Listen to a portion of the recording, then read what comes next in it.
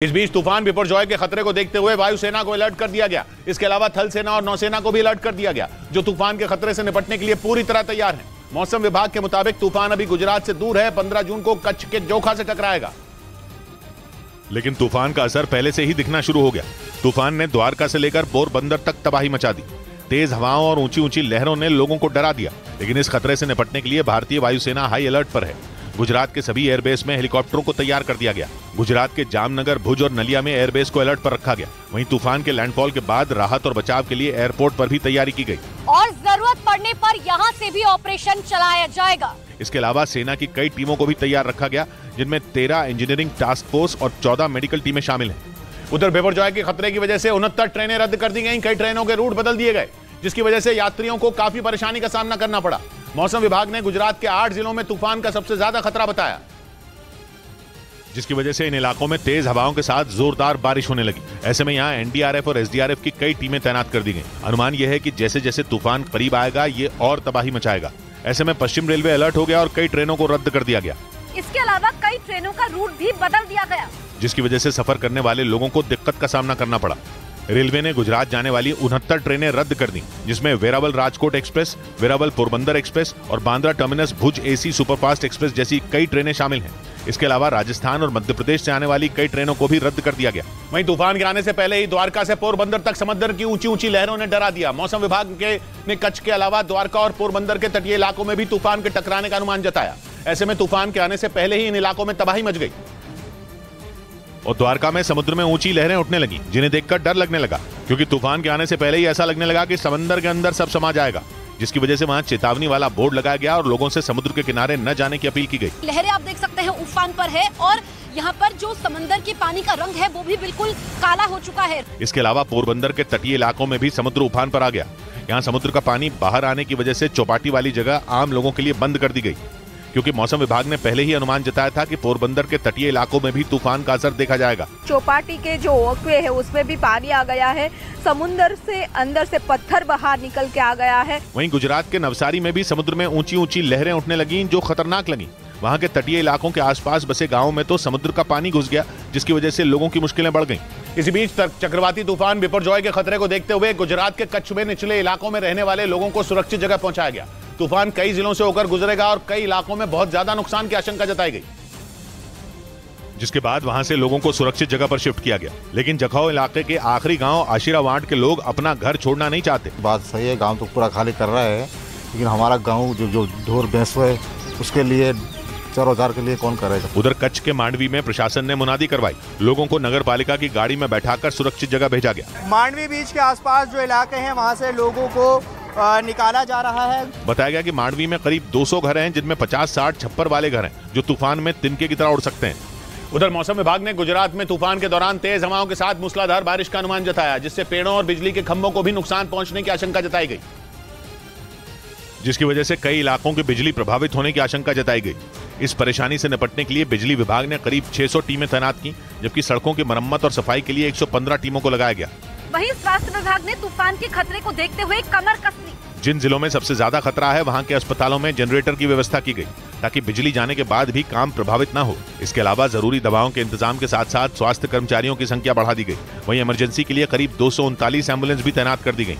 वहीं बिपरजॉय तूफान से निपटने के लिए गुजरात के कई शहरों में एनडीआरएफ और एसडीआरएफ की टीमें तैनात कर दी गई, क्योंकि मौसम विभाग के मुताबिक ये तूफान कुछ ही घंटों में गुजरात के कच्छ से टकरा जाएगा और जैसे जैसे तूफान तट के करीब आएगा उसका असर बढ़ता जाएगा। और यही वजह रही कि बिपरजॉय तूफान के तट से टकराने से पहले ही गुजरात में इसका असर देखा गया, जिसे देखते हुए प्रशासन अलर्ट हो गया।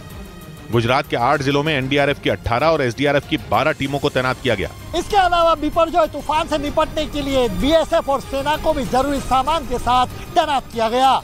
गुजरात के कच्छ में 4, जामनगर में 2, मोरबी में 1, राजकोट में 3, देवभूमि द्वारका में 3, पोरबंदर में 1, सोमनाथ में 1, वलसाड़ में 1 और जूनागढ़ में भी 1 टीम तैनात कर दी गई, क्योंकि मौसम विभाग ने अनुमान जताया कि इन इलाकों में बिपरजॉय तूफान का ज्यादा असर देखा जाएगा, जिसे देखते हुए प्रशासन ने पहले से तैयारी कर ली। इस बीच गुजरात में बिपरजॉय तूफान से निपटने के लिए स्वास्थ्य विभाग भी पूरी तरह अलर्ट हो गया। इमरजेंसी सेवाओं के लिए अस्पताल तैयार किए गए, क्योंकि बिपरजॉय तूफान कुछ ही घंटों में गुजरात के कच्छ से टकराएगा। जिसमें भारी तबाही होने की आशंका जताई गई। इसी वजह से स्वास्थ्य विभाग को पूरी तैयारी के साथ अलर्ट मोड पर रहने के आदेश दे दिए गए। बिपरजॉय को लेकर बाद में जो आपात स्थिति अगर पैदा होती है तो यहाँ पर सारी तैयारियां कर ली गई है। न्यूज़ 18 की टीम गुजरात के कच्छ में मौजूद नलिया के CHC केंद्र पहुंची, जहां आपात स्थिति से निपटने के लिए दवाइयों का स्टॉक बढ़ा दिया गया। इसके साथ ही ऑक्सीजन और अतिरिक्त बेड की भी व्यवस्था की गई। इसके अलावा अस्पताल के बाहर एम्बुलेंस खड़ी की गई ताकि इमरजेंसी में मरीजों का रेस्क्यू किया जा सके। उधर तूफान बिपरजॉय के गुजरात के द्वारका जिले से टकराने से पहले ही वहां के हालात बिगड़ने शुरू हो गए, क्योंकि तूफान के असर की वजह से वहां मूसलाधार बारिश शुरू हो गई। भारी बारिश की वजह से निचले इलाकों में पानी तक भरना शुरू हो गया। और तूफान बिपरजॉय के टकराने से पहले ही द्वारका में समंदर अपने विकराल रूप में दिखाई दिया। तूफान के असर की वजह से समंदर में करीब 20 फीट ऊंची लहरें उठ रही हैं। देखकर ऐसा लगा जैसे समंदर की ये लहरें किनारों को तोड़कर पूरे शहर को ही निकल जाएंगी। मौसम विभाग के मुताबिक कुछ ही घंटे बाद तूफान बिपरजॉय गुजरात के तट से टकराएगा, लेकिन उससे पहले ही वहाँ भयानक बारिश शुरू हो गई। जैसे जैसे तूफान पास आ रहा है, हवा की रफ्तार भी बढ़ती जा रही है। यहाँ पर ये तूफान दस्तक देगा बिपरजॉय, जिसमें हवा की जो गति होगी वो 120 से 150 किलोमीटर प्रति घंटे की रहेगी और यहाँ पर खड़े होना भी मुश्किल हो गया है। मौसम विभाग के मुताबिक द्वारका में तूफान का सबसे ज्यादा असर होगा। इसी वजह से प्रशासन ने जिले में रेड अलर्ट जारी कर दिया और लोगों के समंदर के नजदीक जाने पर भी रोक लगा दी।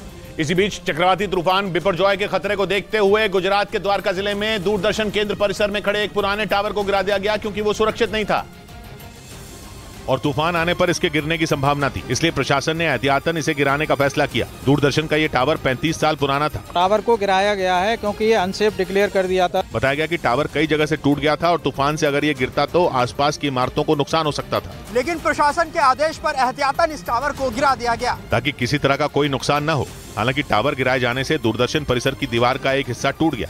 वहीं चक्रवाती तूफान बिपरजॉय के आने से पहले ही गुजरात के कच्छ में तबाही का मंजर दिखने लगा। समंदर किनारे के इलाकों में हालात बिगड़ गए। तूफान के आने से पहले ही समंदर की ऊंची लहरें अपने साथ सब कुछ बहा ले जाने पर आमादा दिखी और तेज हवा की वजह से हालात और बिगड़ते नजर आए। कच्छ जिले के मांडवी में समंदर किनारे तूफान बिपरजॉय के आने से पहले ही तबाही का ट्रेलर दिखने लगा। 500 ऐसी दुकानें हैं, वहां तक पानी पहुंच जा रहा है और अगर यही ट्रेंड रहा तो ये समझिए कि ये सब ध्वस्त हो जाएंगे, तबाह हो जाएंगे। मौसम विभाग के मुताबिक चक्रवाती तूफान बिपरजॉय गुजरात के कच्छ जिले में समुद्री तट से टकराएगा। मतलब ये कि यहाँ तूफान का सबसे ज्यादा असर दिखेगा। बिपरजॉय के आने से पहले कच्छ के जखौ में तेज हवा के साथ मूसलाधार बारिश शुरू हो गई। कि अब ये साइक्लोन हिट नहीं हुआ, साइक्लोन हिट होगा तब क्या स्थिति होगी। अभी ये इससे पहले की स्थिति है, इतनी तेज हवाओं के साथ बारिश होती है। तूफान की वजह से ज्यादा नुकसान न हो, इस पर प्रशासन पूरी तरह अलर्ट है। समंदर किनारे के इलाकों से 37,000 से ज्यादा लोगों को सुरक्षित जगहों पर पहुंचा दिया गया। उधर मुंबई में भी तूफान बिपरजॉय का असर देखा गया। मौसम विभाग ने अनुमान जताया था कि गुजरात के अलावा महाराष्ट्र के तटीय इलाकों में भी तूफान का असर देखा जाएगा, जिसके बाद मुंबई में भी तूफान पर अलर्ट जारी कर दिया गया और हाई टाइड की चेतावनी जारी कर दी गई। तूफान के आने से पहले मुंबई में समुद्र में हलचल बढ़ गई और समुद्र में ऊंची ऊंची लहरें उठने लगीं, जिसकी वजह से समुद्र का पानी सड़क पर आ गया। ऐसे में प्रशासन ने लोगों से समुद्र के किनारे न जाने की अपील की और मुंबई के सभी बीचों को 15 जून तक बंद कर दिया। हाई टाइड के चलते जबरदस्त हलचल इस वक्त समुद्र में मची हुई है। देखिए बड़ी बड़ी जो लहरें हैं अब उठनी शुरू हो गई हैं। मौसम विभाग के मुताबिक मुंबई में करीब 50 से 55 किलोमीटर प्रति घंटा की रफ्तार से हवाएं चलेंगी। हालांकि महाराष्ट्र में तूफान का ज्यादा असर नहीं दिखेगा, लेकिन एहतियातन तीनों सेनाओं को अलर्ट कर दिया गया। इस बीच पाकिस्तान के कराची पर भी बिपरजॉय तूफान का बड़ा खतरा मंडरा रहा है। बताया गया कि यह तूफान कराची में तबाही मचा सकता है, जिसकी वजह से पाकिस्तान में सरकार ने अलर्ट जारी कर दिया और लोगों से समंदर किनारे न जाने की अपील की गई। बताया गया कि भारत के साथ पाकिस्तान में भी बिपरजॉय तूफान तबाही मचा सकता है। कुछ ही घंटों में बिपरजॉय तूफान गुजरात के कच्छ और पाकिस्तान के कराची से टकराएगा, लेकिन तूफान का असर पहले से ही दिखना शुरू हो गया। कराची के तटीय इलाकों में समंदर उफान पर आ गया और ऊंची ऊंची लहरें उठती नजर आईं, जिसके खतरे को देखते हुए वहां की सरकार ने अलर्ट जारी कर दिया और सेना की तैनाती कर दी। साथ ही निचले इलाकों में रह रहे लोगों को रेस्क्यू किया जा रहा है। इधर गाजियाबाद में गेमिंग ऐप से धर्मांतरण मामले में पुलिस सूत्रों ने दावा किया कि आरोपी शाहनवाज उर्फ बद्दो ने नाबालिग लड़कों को बरगलाने और उनका धर्म बदलवाने की ट्रेनिंग ली थी, क्योंकि गेमिंग ऐप पर जिस तरीके से बद्दो धर्मांतरण करवाने में जुटा था वो कोई बच्चों का खेल नहीं है और इसीलिए पुलिस को शक है कि बद्दो को हिंदू नाबालिग लड़कों का ब्रेन वॉश करने और उनका धर्म बदलवाने की ट्रेनिंग मिली थी। पुलिस सूत्रों के मुताबिक बद्दो गेमिंग ऐप से जिस तरीके से धर्मांतरण के लिए लोगों को जाल में फंसाता था वो आसान काम नहीं है। लेकिन इसके बाद भी वो महाराष्ट्र में बैठकर यूपी के गाजियाबाद में धर्मांतरण कराने में जुटा था। सूत्रों का कहना है कि जांच में पता चला कि कोरोना के दौरान बद्दो ने पहले ऑनलाइन गेम खेलने में महारत हासिल की। इसके बाद उसने जानबूझकर उन गेम को चुना जिन्हें खेलने वाले ज्यादातर नाबालिग थे। इसीलिए पुलिस को शक है कि ये सब कुछ किसी बड़ी साजिश का हिस्सा है।